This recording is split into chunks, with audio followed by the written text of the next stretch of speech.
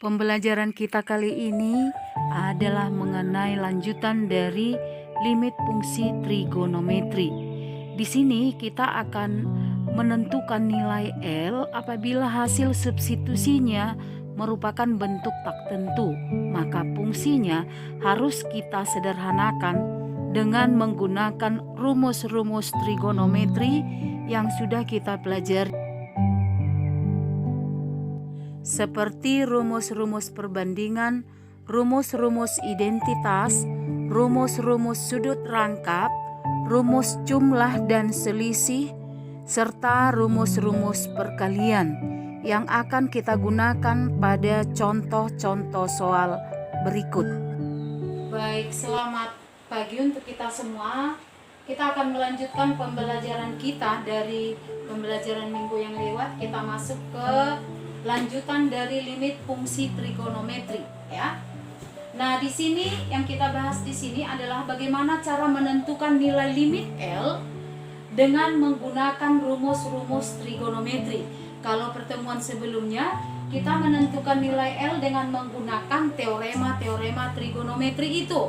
Teorema sin, limit x menuju 0 dari sin x per x1, yang itu ya. Limit x menuju 0 dari tangen x per x sama dengan 1. Nah, sekarang kita akan menggunakan rumus-rumus trigonometri yang ada di kelas 10 dan yang ada di kelas 11, ya. Bentuk penyederhanaan nilai limitnya nanti akan kita gunakan rumus-rumus. Tidak hanya ini ya, masih banyak lagi rumus-rumus trigonometri yang sudah kita bahas di kelas 11, ya. Nah, sekarang kita akan menggunakan penyederhanaan limit dengan menggunakan rumus. Namun tadi sudah saya katakan bahwa nilai L pada sebuah nilai limit dapat disederhanakan dengan menggunakan perkalian dengan 1, mengarahkan limit itu ke teorema limit. Yang kedua dengan menyederhanakan, dan penyederhanaannya kita akan menggunakan rumus-rumus trigonometri yang ada di kelas 10 dan juga kelas 11. Tetapi bisa juga secara aljabar dengan menggunakan faktor dan lain sebagainya. Nah, setelah fungsi itu lebih sederhana, kita akan mensubstitusi ulang nilai-nilai x itu ke fungsi seperti pada contoh-contoh sebelumnya. Nah, baiklah, kita akan menggunakan rumus-rumus trigonometri itu pada penyederhanaan fungsi yang akan kita tulis pada bentuk limit. Kita langsung saja ke contoh 1, bagian yang pertama, ya. Limit x menuju 0 dari 2 kosinus 2x sinus x per 3x. Berapakah nilai limitnya? Ya, berapakah nilai limitnya? Kalau kita substitusi x0, 2 kosinus 0 1 kali 2 sinus 0 itu 0, jadi 3 kali 0 0, 0 hasil substitusinya 0 per 0, maka harus kita sederhanakan. Limit x menuju 0, coba perhatikan fungsi di atas 2 kosin.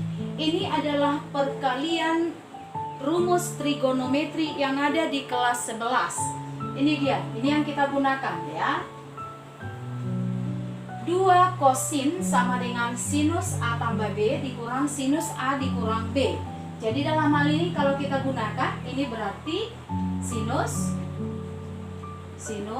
A-nya 2x ditambah x dikurang sinus A-nya 2x dikurang x per 3x. Kita sempurnakan sama ini dengan limit x menuju 0 dari sinus 3x dikurang sinus x per 3x, ya.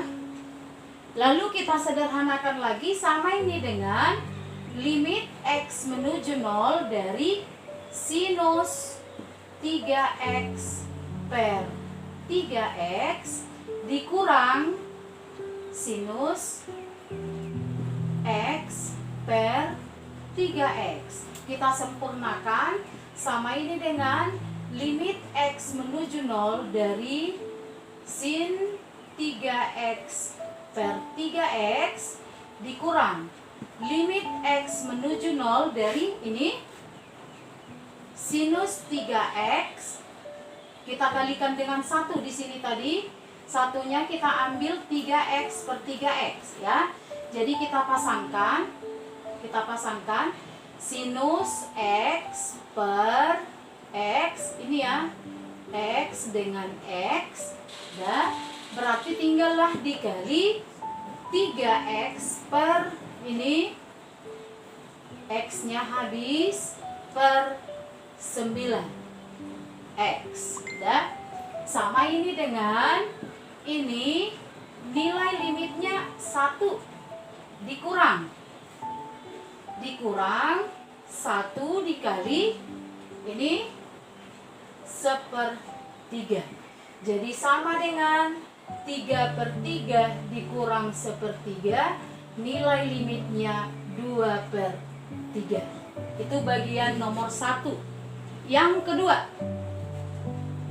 kedua, limit x menuju 0 dari 1 dikurang 2 sin kuadrat x per x. Berapakah nilai limitnya? Ya, kalau kita sempurnakan fungsi itu menjadi limit x menuju 0. Coba kita perhatikan. Rumus mana yang kita gunakan? Ya, ada di sini beberapa rumus trigonometri. Tetapi kalau kita gunakan misalnya rumus rangkap kosinus, ya. Yang ini. Kosinus 2A. Ini kita gunakan yang sin. Yang sin berarti cos harus kita ubah. Ya, sama ini dengan 1 rumus identitas trigonometri di kelas 10. 1 kurang sin kuadrat A dikurang sin kuadrat A.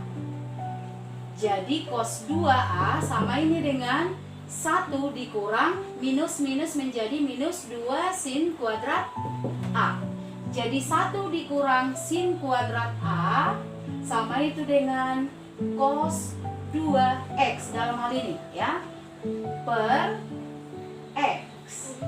Nah, setelah itu kita gunakan teorema fungsi limit. Kita kali 1 yaitu 2x per 2x sama ini dengan limit x menuju 0 dari kosinus 2x per 2x dikali 2x per x. Ini habis, sama ini dengan ini teorema limit, hasilnya 1 dikali 2. Nilai limitnya adalah 2. Contoh yang ketiga. Sekarang yang ketiga. Contoh yang ketiga, limit x menuju 0 dari 1 dikurang cos x per x dikali sinus x. Nah, kita akan mengubah 1 dikurang cos x dengan menggunakan apa? Ya, kosinus x dengan menggunakan apa? Kalau kita berangkat dari rumus rangkap, coba kita bisa temukan dari sini. Ya, kosinus 2A sama ini dengan cos kuadrat A dikurang sin kuadrat A. Ya, sin kuadrat A. Kita cari cos A. Berarti cos A kita kali sudut, nilai sudutnya kita kali setengah. Ya kan, ini 1. Jadi cos kuadrat setengah A dikurang sin kuadrat setengah A. Kita substitusi kemari. Ya, sama ini dengan limit x menuju 0 dari, sekarang akan kita gunakan ini. Kita ganti cos A. 1 dikurang, kita substitusi cos A ini ya. cos kuadrat setengah A dikurang sin kuadrat setengah A per X sinus X. Sama ini dengan limit X menuju 0 dari 1 dikurang cos kuadrat setengah A minus minus menjadi tambah sin kuadrat setengah A per X sinus X. Kita lanjut, sama ini dengan coba identitas trigonometri, bahwa itu sama dengan sin kuadrat A ditambah cos kuadrat A sama dengan 1. Jadi ini sama itu dengan limit X menuju 0 dari, ini adalah identitas. Identitasnya adalah sin kuadrat setengah A ditambah sin kuadrat setengah A per X sinus X. Sama ini dengan limit X menuju 0 dari sinus kuadrat ditambah sinus kuadrat, sama ini dengan 2 sin kuadrat setengah, dalam hal ini X ya, sin kuadrat setengah X per X sinus X. Nah sekarang kita kali 1, satunya setengah X per setengah X. Hasilnya limit X menuju 0 dari 2 dikali, sekarang kita pasang-pasangkan, ini ada 2 kan, jadi sama ini dengan sinus setengah X per, kita pasangkan kemari, setengah X, ada 1 lagi ya, jadi kali setengah per setengah, ini sinus setengah X per setengah X. Jadi yang sudah habis ini kemari, habis sudah 2, tinggallah ini X per sinus X dikali, ini habis, kita pasangkan kemari, kali setengah dikali setengah.